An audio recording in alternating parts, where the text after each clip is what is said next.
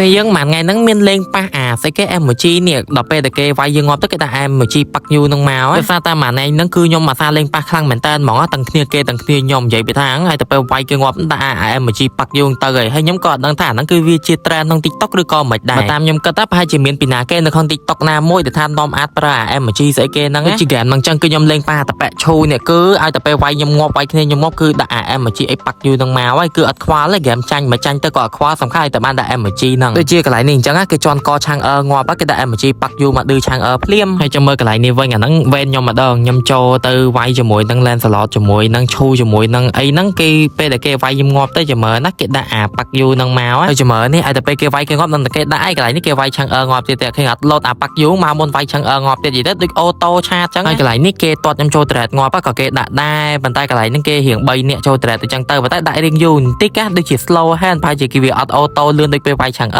ហើយកន្លែងនេះមើលទៀតណោះគេទាត់មកអ៊ំឆាំងបាក់ចកេះហើយឥឡូវគេដាក់ប៉ាក់យូមកទៀតហើយឥឡូវយើងបើកនេះរត់ទៅរកអាតប៉ែឈូនឹងមួយមើលណែមិនគ្រាន់អញ្ចឹងមិនឌឺទៀតមកចេះរត់ចេះអីអញ្ចឹងមិនឆ្លើយឲ្យវាយឲ្យដាក់ដៃប៉ាក់យូទៀតទេតាហើយចាំមើលមីគូសិននេះមកពីណាហ្នឹងហើយគេទាត់ងាប់ទៀតអាហ្នឹងបានដាក់ដៃប៉ាក់យូទៀតតែមិនឈួតហើយសំអីតែកន្លែងនេះខ្ញុំវាយឈូនឹងងាប់ក៏នៅតែចឹងអាដៃប៉ាក់យូនឹងមកដែររបៀបថាអាហ្នឹង mission គេមិនមែនគេ complete mission មែនហើយនៅពេលដែល complete អា mission ហ្នឹងទៅ Mobile Legends គេឲ្យ skin collector មួយមែនមិនខ្ញុំដាក់ដែរចាហើយគ្នាយើងចាំមើលកន្លែងនេះគឺបាក់មុខសាហាវហ្មងគឺគេទាត់ Granger ប៉ុន្តែគេទាត់ដល់ងាប់ទៅអាប៉ាក់យូហ្នឹងលោតមកមុនទៅងាប់ Granger ទៀតប៉ុន្តែមានណា Granger បាញ់អាយ៉ាក្បាលវិញដល់ពេលអញ្ចឹងគឺមាននិយាយអីទៅគឺសោចសាហាវបាក់មុខសាហាវគឺម៉ាក់អូនលក់មុខកតាវោហើយបើកន្លែងនេះណែវាយដៃរត់ងាប់ក៏ខ្ញុំកាត់ចោលដែរសឹកចិត្តណាស់ដាក់ឲ្យអ្នកទាំងអស់គ្នាមើលកន្លែងនេះខ្ញុំវាយអាតប៉ែឈូនឹងងាប់វិញគឺថាសប្បាយមើលជាងតែមានអីហ្គេមហ្នឹងគឺតសាឈូនឹងដែរគេបកកែរត់ទៅណាតាំងពី early ដល់ late game គឺរត់ទៅប្រវាក់វាយ hero ហ្នឹងហ្មងកន្លែងនេះកុំតែបានមីអូន Gusion ហ្នឹងទេនេះមកជួយកុំអីគុំថាស៊ីអាតប៉ែឈូមិនបានទេដោយសារតែកំហឹងមីឈូទាត់វាបែកក្បាលតែពេលអញ្ចឹងវាមកជួយសងសឹកហើយឥឡូវកុំឲ្យវែងឆ្ងាយយូរខ្ញុំកាត់ឲ្យគ្នាយើងមើលកន្លែងឈ្នះត្មងទៅ